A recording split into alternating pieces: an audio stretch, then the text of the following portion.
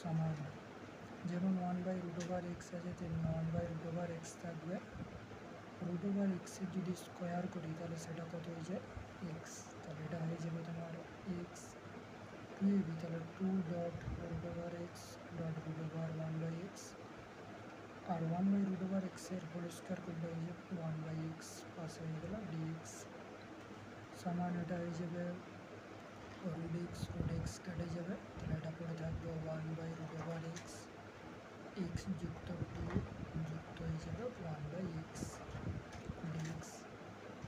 আচ্ছা x মানে হচ্ছে দুটা √x মানে কটা √2 দুটা √2,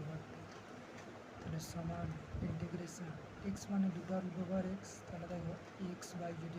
√x করি তাহলে এটা হয়ে যাবে √x ইন্টু √x বাই হবে √x,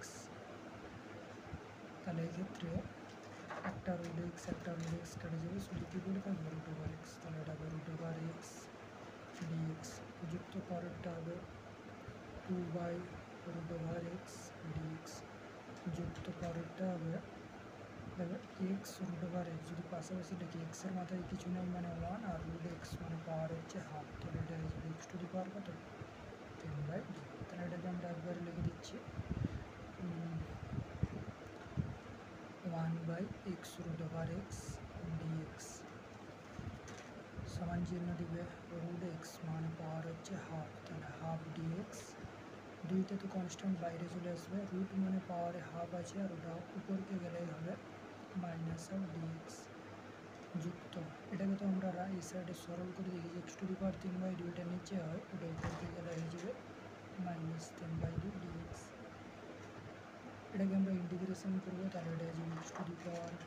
হাফ প্লাস 1 আর নিচে হয়ে যাবে তোমার হাফ প্লাস 1, এটাকেও যদি আমরা ইন্টিগ্রেশন করি তাহলে এটা হয়ে যাবে মাইনাস হাফ প্লাস 1 আর এটা হয়ে যাবে মাইনাস হাফ প্লাস 1, এটাকেও যদি আমরা ইন্টিগ্রেশন করি এটা হয়ে যাবে মাইনাস 3/2 প্লাস 1 আর এটা হয়ে যাবে মাইনাস 3/2 প্লাস 1, ইন্টিগ্রেশন করেছে তার জন্য এটা প্লাস সি হবে সমান উপরেরটা হয়ে যাবে 1/2 আর 1 যোগ করলে 3/2 আর 1/2 1 যোগ করলে 3/2 যুক্ত 2 হবে, মাইনাস হাফ প্লাস 1 করলে হাফ মাইনাস হাফ প্লাস 1 করলে হাফ, এটা হয়ে যাবে x to the power minus 3/2 plus 1 করলে হয়ে যাবে মাইনাস 1/2, এটা হয়ে যাবে মাইনাস 1/2 যুক্ত সি, নিচে ভগ্নাংশ থাকলে তার হরটার উপর বলে যায় তাহলে এটা হয়ে যাবে 2/3 x টু দি পাওয়ার 3/2, এর হরটা উপর গেলে 2 2 হয়ে যাবে 4 x to the power half